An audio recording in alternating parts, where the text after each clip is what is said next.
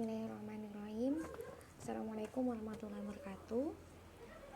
Perkenalkan, nama saya Zina Elmana Fadika dengan NIM 192107171. Di sini saya dari kelompok 4 akan mempresentasikan artikel saya yang berjudul tentang fenomena perkembangan tari tasyil pada masa sahabat kecil dan masa tabi'in. Itu langsung saja langsung masuk kepada pembahasan. Ini saya akan menjelaskan, yaitu pertama tentang apa sih maksud dengan sahabat. Sahabat adalah setiap orang yang pernah bertemu dengan Rasulullah dalam status beragama Islam atau iman kepadanya dan meninggal dunia dalam keadaan beriman pula. Kemudian sebenarnya istilah sahabat kecil ini hanyalah sebuah sebutan, seperti halnya dengan sahabat besar, yaitu masa pemerintahan Khulafaur Rasyidin. Masa sahabat besar ini dimulai pada tahun 11 Hijriah hingga akhir masa pemerintahan Khalifah Ali. Selanjutnya masa pemerintahan digantikan oleh Muawiyah yang sering dikenal dengan masa sahabat kecil itu. Kemudian yang dimaksud dengan tabi'in adalah setiap muslim yang belum sempat melihat Nabi, namun ia sempat melihat dan bertemu kepada sahabat, baik ia meriwayatkan atau tidak darinya. Kemudian tari tasyil pada masa sahabat kecil dan tabi'in ini tergolong dalam masa yang cukup termasyhur. Pada masa ini pula merupakan termasuk fase perkembangan dan penyempurnaan hukum Islam. Dan masa sahabat kecil dan tabi'in ini merupakan masa yang termasuk dekat dengan masanya Rasulullah setelah masa Khulafaur Rasyidin, dan juga sering dianggap sebagai generasi yang terbaik. Selanjutnya yaitu tentang kondisi tari tasyil pada masa sahabat kecil dan tabi'in. Pada masa ini sudah mulai berkembang berbagai macam perbedaan pendapat di antara para ahli fatwa. Dan karena mengingat wilayah Islam ini telah meluas dan agama Islam telah dipeluk tidak hanya oleh bangsa Arab, tetapi bangsa-bangsa lain di luar Arab. Kemudian demikian pula masalah-masalah hukum berkembang sedemikian rupa. Banyak masalah baru timbul yang sebelumnya tidak dikenal di kalangan masyarakat Arab dan Islam. Hal-hal seperti itu sangat memerlukan ketetapan dan kepastian hukum oleh para ulama terhadap masalah-masalah tersebut. Akhirnya ditetapkanlah hukum berdasarkan kemampuan dan pandangan masing-masing ulama. Untuk itulah tidak menutup kemungkinan bahwa mulai banyak timbul perbedaan pendapat pada periode ini. Kemudian tari tasyil pada periode sahabat kecil tabi'in ini bermula pada abad ke-2 Hijriah dan berakhir pada abad ke-4 Hijriah yang kurang lebih berjalan 200 tahun. Dimulai oleh pemerintahan umat Islam yang diambil alih oleh Bani Umayyah yang didirikan oleh Muawiyah bin Abi Sufyan pada tahun 41 Hijriah, di mana setelah terjadinya pergumulan politik antara Muawiyah dan Ali, yang mana berakhir dengan terbunuhnya Ali. Kemudian lanjut yaitu tari tasyil pada masa sahabat kecil tabi'in ini berlangsung pada dua masa dinasti besar yang memiliki kondisi sosial politik yang berbeda. Karena itu pula kondisi hukum yang ada pada dua dinasti, yaitu dinasti Umayyah dan Abbasiyah tersebut juga berbeda.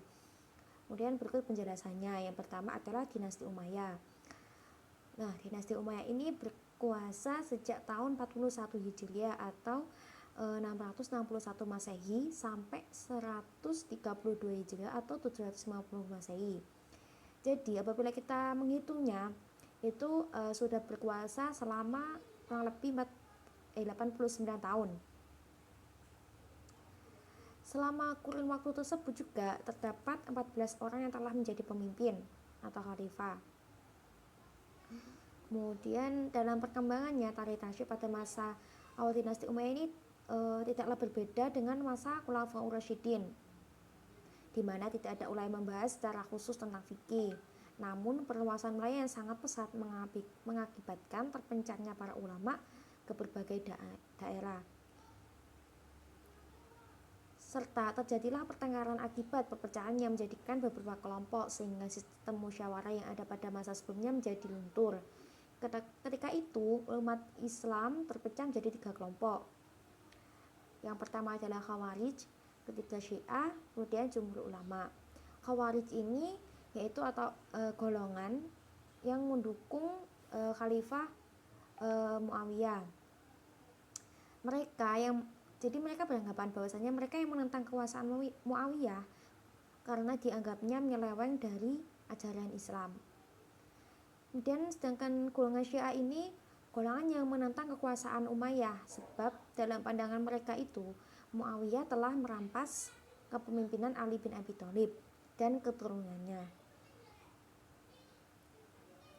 Kemudian yang ketiga adalah jumhur ulama. Dalam suasana pertentangan itu, ulama hadir untuk berusaha bersikap netral. Mereka tidak berpihak pada golongan Syiah maupun Khawarij, yang kemudian golongan ini dikenal dengan kelompok Murji'ah. Kemudian dalam menghadapi golongan yang menentang tersebut, dinasti Umayyah menggunakan cara militer dan diplomasi. Pada masa Khalifah Umar bin Abdul Aziz, diplomasi politik dijalankan dengan baik. Beliau berhasil menggandeng golongan Syiah dan golongan Khawarij, sehingga pada saat itu masa dinasti Umayyah berhasil mencapai stabilitas yang tinggi. Kemudian lanjut, yang kedua adalah dinasti Abbasiyah. Dinasti Abbasiyah ini merupakan dinasti yang paling lama berkuasa, yaitu selama 5 abad lamanya, atau sekitar 500 tahun, sekitar tahun 750 sampai 1258 Masehi. Kemudian dan juga terhitung sebanyak 37 pemimpin yang pernah menduduki tahta sebagai khalifah atau raja. Kemudian lanjut, yaitu tentang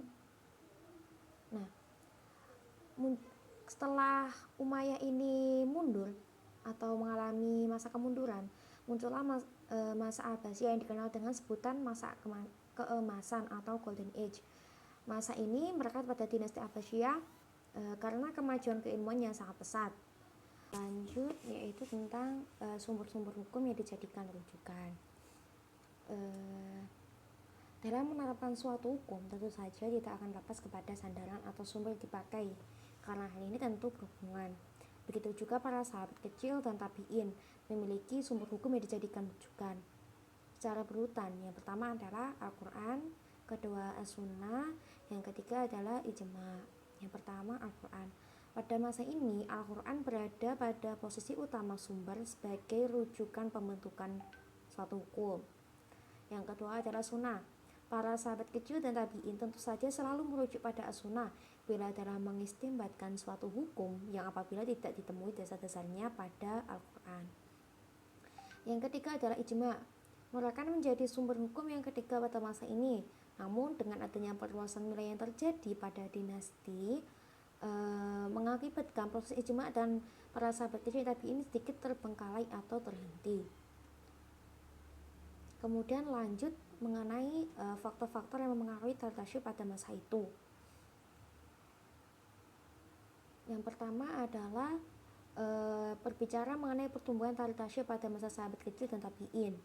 Itu dipengaruhi oleh beberapa faktor. Yang pertama adalah meluasnya wilayah. Perluasan wilayah di mana ekspansi dunia Islam sudah dilakukan sejak zaman Khalifah. Hal ini dilihat dari meluasnya wilayah di Jazirah Arab, bahkan sampai meluas ke Afrika, Asia, dan Asia Kecil. Kemudian wilayah kekuasaan yang luas pada masa ini menjadikan para ulama menyebar di berbagai daerah, baik sebagai utusan sebagai qadhi atau sebagai transmigran yang menuntut ilmu. Kemudian lanjut, yaitu tentang perbedaan penggunaan ra'yu. Pada periode ini, para ulama dalam mengemukakan pemikiran dapat digolongkan menjadi 2 golongan, yaitu aliran hadis yaitu para ulama yang dominan menggunakan riwayat dan sangat hati-hati dalam penggunaan ra'yu. Dan kedua adalah ulama aliran ra'yu yang banyak dalam menggunakan pemikirannya dengan ra'yu dibandingkan dengan hadis. Dengan demikian adanya perkembangan pemikiran yang dapat mendorong perkembangan hukum Islam tersebut. Kemudian lanjut yaitu faktornya, yaitu beberapa perhatian penguasa terhadap keilmuan. Pada periode Abbasiyah ini, perkembangan hukum Islam memang lebih tampak jelas dan terasa, dan hal ini tentu saja tak lepas karena para penguasa pada periode Abbasiyah ini mencurahkan perhatiannya tidak hanya pada hal politik, bahkan mereka lebih menekankan pada sisi keagamaan dan keilmuan. Kemudian yaitu pembukuan beberapa keilmuan. Proses pembukaan pada periode ini tidak terbatas pada fikih, meskipun fikih merupakan prioritas. Dengan adanya pembukaan ini, pekerjaan para ulama menjadi lebih mudah karena merujuk pada kodifikasi tersebut. Di antara ilmu-ilmu yang dibuka seperti tafsir dan sunnah Rasulullah. Kemudian yaitu kebebasan dalam berpikir. Khalifah Abbasiyah ini memberikan suatu kebijakan untuk tidak melakukan suatu tekanan pada para fuqaha, dan juga membuat fuqaha lebih bebas dalam hal berpikir dan secara bebas mengeluarkan pendapatnya. Mereka benar-benar menikmati kebebasan berpikir, itu sebabnya mereka mampu melahirkan karya-karya besar yang sebagainya di antaranya masih dapat dinikmati saat ini. Kemudian yaitu munculnya imam mazhab. Di zaman ini pula lah muncul 4 imam, yaitu Abu Hanifah, Imam Malik, Imam Syafi'i, dan Ahmad bin Hanbal. Semuanya besar dan berijtihad berdasarkan kondisi zaman dan daerah di mana mereka hidup. Munculnya imam mazhab ini yang telah disebutkan sebut, namun akhirnya imam mazhab ini mempunyai pengaruh tersendiri dalam perkembangan hukum Islam dan tidak lepas dari produk hukum yang dihasilkan dari kecerdasan dan pemahaman yang tinggi terhadap Al-Quran dan As-Sunnah. Bahkan pengaruh dari produk hukum yang dihasilkan oleh imam mazhab ini masih terlihat jelas sampai sekarang. Kemudian yaitu kembalinya penetapan hukum pada ahlinya. Berkembangnya keadaan yang terjadi di sekitar membuat banyak permasalahan-permasalahan baru yang terjadi. Dengan demikian umat Islam baik itu para pemimpin negara maupun hakim-hakim pengadilan mengembalikan permasalahan-permasalahan terjadi pada para mufti-mufti dan tokoh-tokoh ahli perundang-undangan pada masa itu. Nah, di samping telah disebutkan beberapa faktor-faktor perkembangan yang telah terjadi pada masa itu, tidak menutup kemungkinan pada saat itu juga banyak terjadi perbedaan pendapat yang tentunya juga berpengaruh dalam perkembangan dari tasyrik. Berikut beberapa faktor yang menyebabkan sahabat terjadi ikhtilaf dalam berijtihad. Yang pertama adalah perbedaan prosedur penafsiran suatu lafaz dan nas.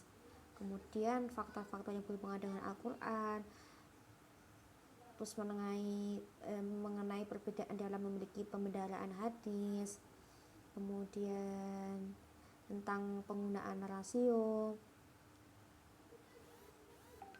dan meluasnya ruang ikhtilaf.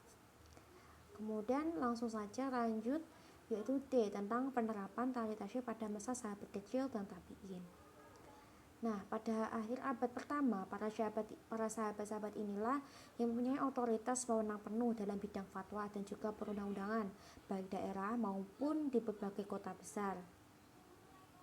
Mengenai pembentukan kaderisasi sebagai pemegang kekuasaan hukum Islam, mereka didampingi dan berusaha mewakili golongan tabi'in untuk mengkaji secara intensif dan tepat tentang Al-Quran.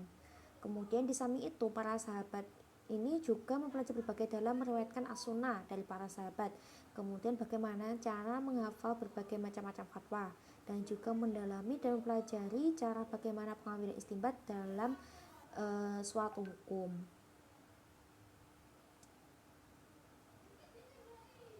Kemudian lanjut pada masa para tabi'in dan sahabat kecil, wewenang dalam menetapkan tasyrik ini telah dipegang oleh generasi tabi'in yang mana menyertai para sahabat yang mempunyai keahlian dalam bidang fatwa dan tasyrik di berbagai kota besar dan daerah.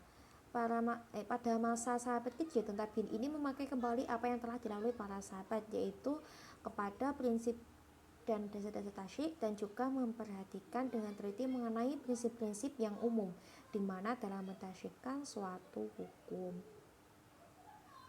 Kemudian pada abad ini perbedaan yang awalnya tidak mulus menjadi meluas, yang mana sampai pada usul dan dasar-dasar tasyrik. Dan hal ini menyebabkan pemuka tasyrik itu telah pecah dalam beberapa golongan yang masing-masing punya dasar aliran hukum furu' yang tentu berbeda-beda. Adapun dasar dalam argumen yang menjadikan di mana ijtihad seorang sahabat merupakan bagian dari suatu hukum adalah yang pertama, mereka ikut menyaksikan suatu tindakan dari Nabi walaupun hanya sebentar. Kemudian yang kedua adalah di mana apa yang kedua yaitu di mana apa saja yang telah terjadi pada masa Rasulullah. Yang ketiga yaitu fakta bahwa mereka memahaminya berdasarkan adanya penyebutan ilat pada sebagian ayat-ayat Al-Quran dan Sunnah, yang mana sehingga konteks demikian mereka memahami bahwa tujuan penetapan tersebut untuk kemaslahatan umat. Kemudian secara umum masa tabi'in ini dalam menetapkan dan menerapkan hukum mengikuti langkah-langkah yang dilakukan oleh sahabat dalam istinbat al-ahkam. Seperti yang pertama, tentu saja mereka akan mencari ketentuannya dalam Al-Quran terlebih dahulu, karena di mana Al-Quran adalah sumber dari segala sumber. Kedua adalah setelah mereka mencari di dalam Al-Quran, namun apabila dalam Al-Quran tidak ada, mereka baru mencari dalam As-Sunnah. Kemudian yang ketiga, apabila dalam Al-Quran dan As-Sunnah tidak ada pula, maka mereka kembali pada ijtihad para sahabat besar atau sahabat terdahulu ya. Dan yang terakhir, apabila mereka benar-benar tidak menemukan baru, setelah itu mereka sendiri melakukan ijtihad yang mana tetap sesuai dengan kaidah petunjuk dari ijtihad para sahabat terdahulu. Kemudian secara jelas Ahmad Khalid dalam bukunya menjelaskan pada skema yang tertulis pada artikel saya, bisa dilihat sendiri ya. Nah, terima kasih teman-teman telah mendengarkan penjelasan dari saya. Semoga bermanfaat, dan maaf apabila dalam menjelaskan ini masih banyak kekurangan karena kita sama-sama belajar.